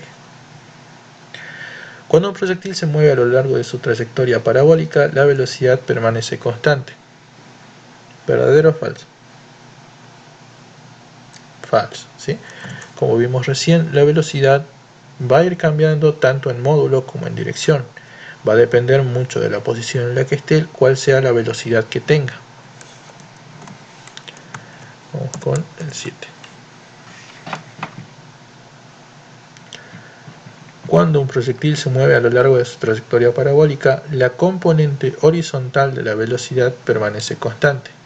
¿Verdadero o falso? Muy bien, verdadero, ¿sí?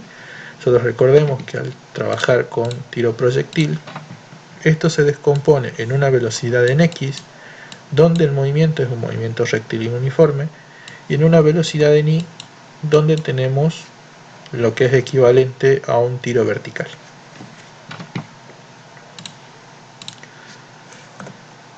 El 8.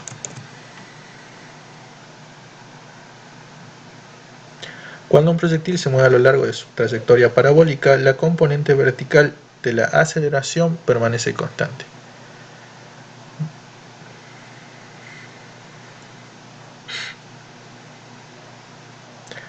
Verdadero, ¿sí? Componente vertical, pero de la aceleración. Como dijimos recién, la aceleración es constante y es la misma aceleración de la gravedad.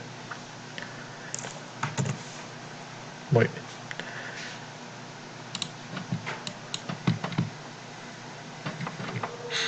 Veamos ahora los de movimiento circular.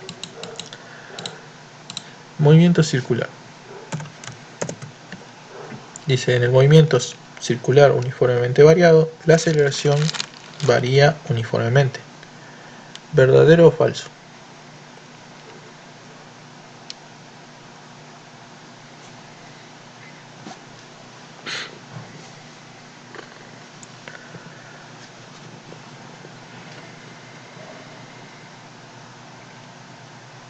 Falso, ¿sí?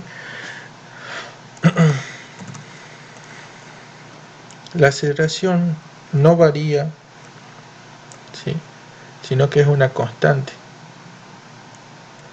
En lo que es módulo, la aceleración en un movimiento circular siempre es una constante.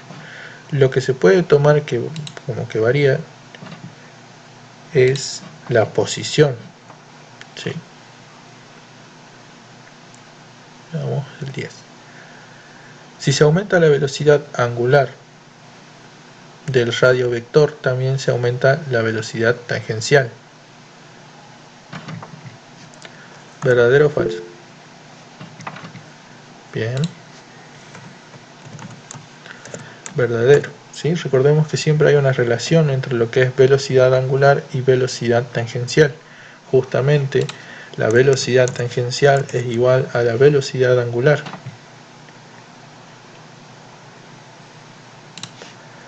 Por el radio. Entonces, de esa igualación nosotros podemos decir que al aumentar una, aumenta la otra, porque el radio se mantiene constante.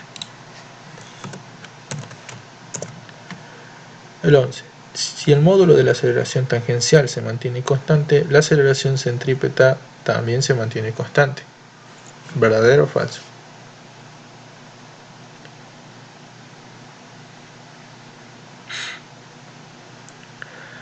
bien, falso, ¿sí?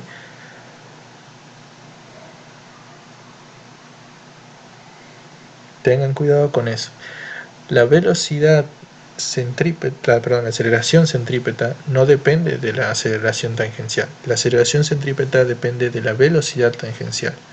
Al cambiar, mejor dicho, al tener una aceleración tangencial, va a cambiar la velocidad tangencial, por lo tanto vamos a tener aceleraciones centrípetas diferentes en cada punto, ¿sí? La aceleración centrípeta solo se mantiene constante cuando la velocidad tangencial se mantenga constante. ¿Se entiende?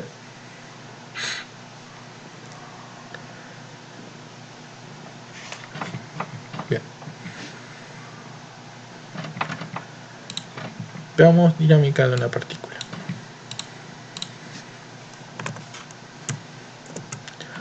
¿Las leyes de Newton se cumplen en sistemas de referencia acelerados? Muy bien, falso, ¿sí? Las leyes de Newton no se pueden cumplir cuando el sistema de referencia es acelerado, porque estamos hablando de un sistema de referencia no inercial. Ahora,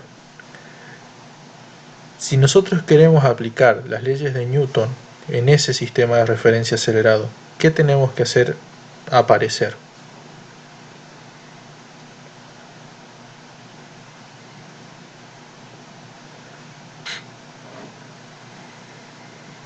Muy bien. Fuerzas ficticias, ¿sí? Que son las fuerzas que explican los movimientos o aceleraciones que va a tener el cuerpo para ese sistema de referencia que está acelerado. Entonces, solamente se pueden aplicar las leyes de Newton en sistemas no inerciales cuando nosotros hagamos o coloquemos fuerzas ficticias que solamente funcionan dentro de ese sistema de referencia no inercial, ¿sí? Ahora, una vez que nosotros salimos de ese sistema de referencia no inercial, esas fuerzas desaparecen, se dejan de aplicar, porque en realidad no son fuerzas, ¿sí? Vamos con el 3. Las fuerzas inerciales se usan en sistemas de referencia, en sistemas inerciales de referencia. Bien, es al revés, se usan en sistemas no inerciales, ¿sí? La fuerza centrífuga es una fuerza real.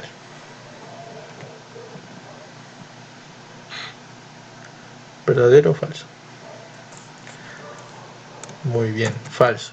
La fuerza centrífuga es una fuerza que tiene como único fin el explicar el por qué se produce un movimiento circular, ¿sí? Esa fuerza centrífuga lo que hace es explicar por qué es que la partícula, en vez de ir de forma recta, empieza a generar un movimiento circular cambiando de dirección constantemente. ¿Se entiende?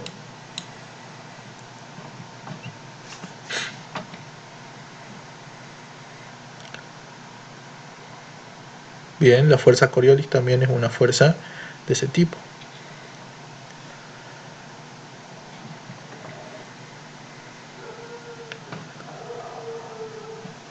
Bien. El 13. Las fuerzas inerciales se usan en sistemas de referencia inercial. Una fuerza inercial no es otra cosa que una fuerza ficticia, ¿sí? Entonces, veamos como ejemplo, tenemos este sistema de referencia, digamos que está estático, tiene una velocidad de 0.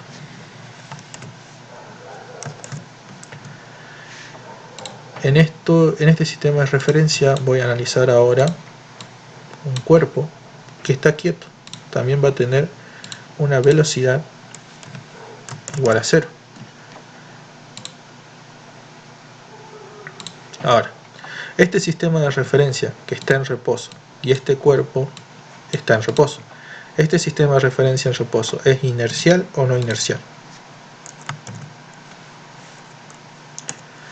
Sistema de referencia.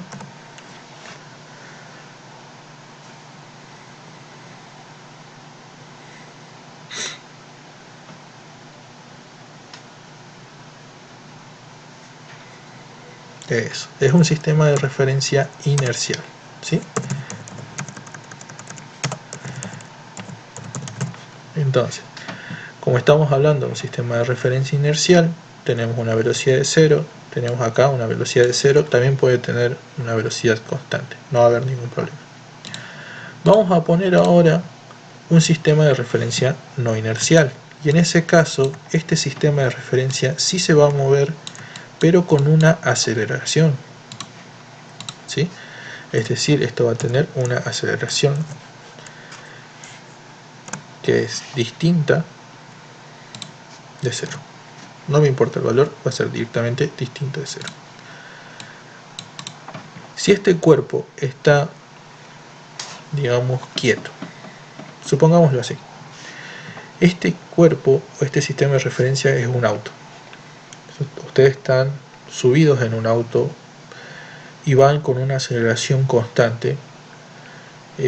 Ustedes que están dentro del auto no van a percibir la aceleración de su propio cuerpo. Pero si ustedes ven, por ejemplo, un cartel, ustedes lo que van a percibir es que el cartel es el que se acerca con una determinada aceleración. ¿Ven? O sea, para este sistema de referencia que se mueve hacia la derecha, este sistema de referencia observa que el cuerpo que estaba quieto en realidad se está moviendo con la misma aceleración pero hacia la izquierda. ¿Se entiende?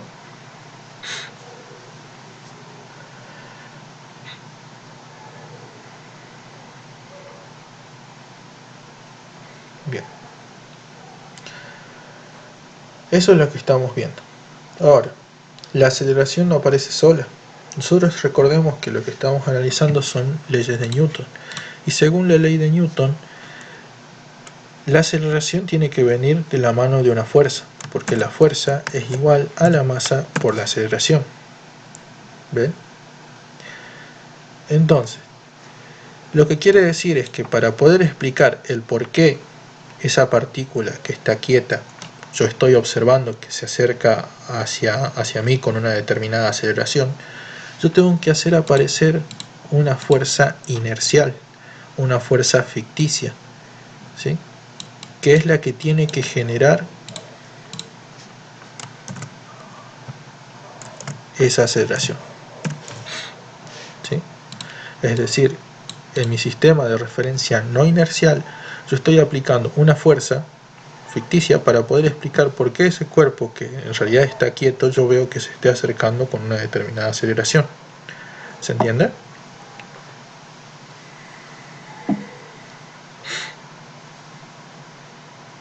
Bien. Ahora, esa fuerza no existe, ¿sí?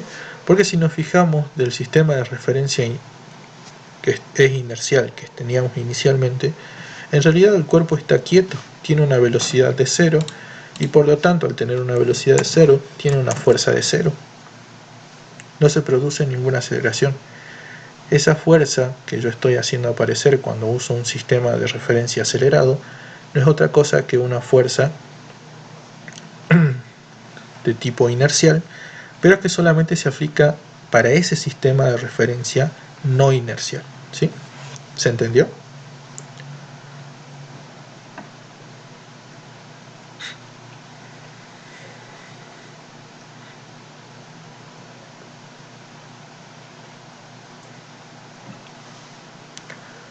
Bien.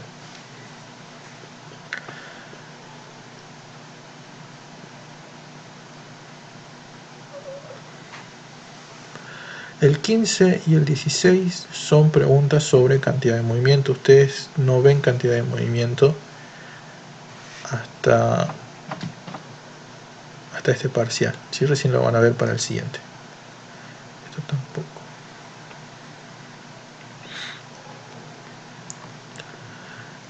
Bien. Quedaríamos hasta ahí, hasta el punto 14. ¿Se entendió? ¿Tienen alguna duda hasta acá?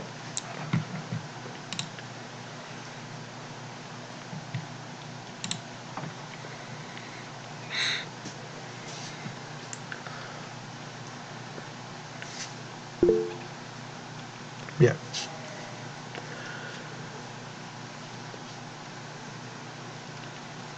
¿Quieren que dejemos hasta acá y seguimos mañana?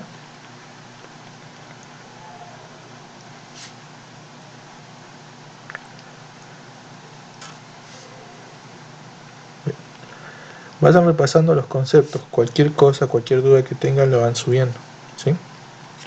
Ya mañana lo vamos viendo. Si ven que les quedó alguna duda, ya sea de las curvas de energía o si no de los sistemas de... Sí, decime.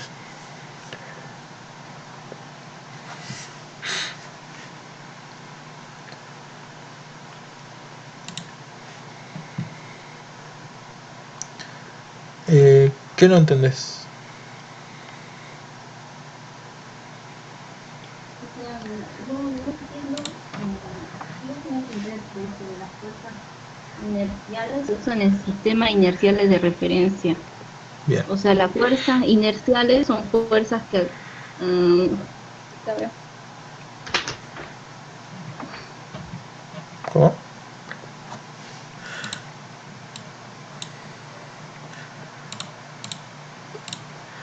A ver, tomando de referencia otra vez esto. Viste que acá esta fuerza que acabamos de hacer aparecer cuando este sistema de referencia es no inercial, es una fuerza justamente inercial, ¿sí? Una fuerza imaginaria. Pero si yo vuelvo otra vez al sistema de referencia que es inercial, esa fuerza desaparece. Esta fuerza solamente me sirve para el sistema de referencia acelerado. En el sistema de referencia normal no existe esa fuerza, ¿sí? Tomando como ejemplo, por ejemplo, otra vez lo que dijimos del auto, si ustedes se desplazan en un auto con una determinada aceleración, van a ver que al ver un cartel que está fijado al suelo, ustedes van a ver que ese cartel se acerca a ustedes con esa determinada aceleración. Entonces, para poder explicar por qué ese cartel se acerca a ustedes, aparece una fuerza inercial que le digamos que se llama empuje, que alguien, como si alguien estuviera empujando el cartel hacia ustedes. Ahora, una persona que está en un sistema de referencia no inercial, que quiere decir, por ejemplo, que está sentado al costado del camino, va a ver que ustedes se mueven con su determinada aceleración, pero el cartel está estático, porque está fijado al suelo. Entonces, la fuerza de empuje que apareció, que explica por qué el cartel se mueve hacia ustedes, solamente funciona en un sistema de referencia no inercial, que es el punto de vista del auto que se desplaza con una cierta aceleración. Para un sistema de referencia inercial, que vendría a ser una persona sentada en el camino, el cartel no tiene ningún movimiento, es decir, no existe ninguna fuerza inercial. ¿Se entiende?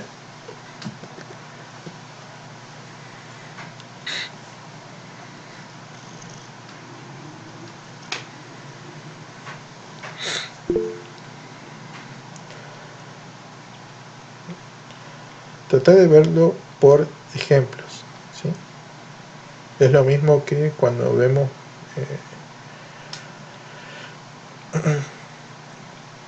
cuando ves movimiento relativo, ¿sí? Si vos te movés encima de un colectivo, ¿sí? Y ves que te estás acercando a cierto lado, desde tu punto de vista, lo que vas a ver es que, digamos, te estás acercando hacia la parada del colectivo. En realidad lo que una persona ve es que la parada del colectivo se acerca hacia la persona, sin tomar en cuenta el colectivo. Pero desde otro punto de vista, la parada del colectivo es fija. Entonces, las fuerzas inerciales solamente sirven en sistemas de referencia no inerciales, ¿sí? Ya que en esos sistemas aparecen para poder justamente explicar y aplicar las leyes de Newton. Bien.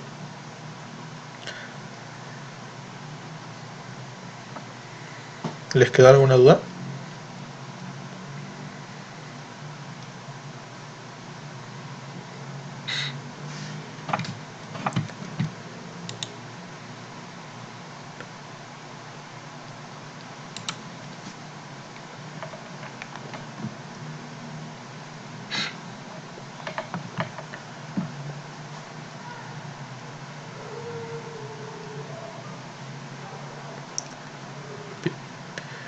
Mañana a las 7 pueden. 7, 8.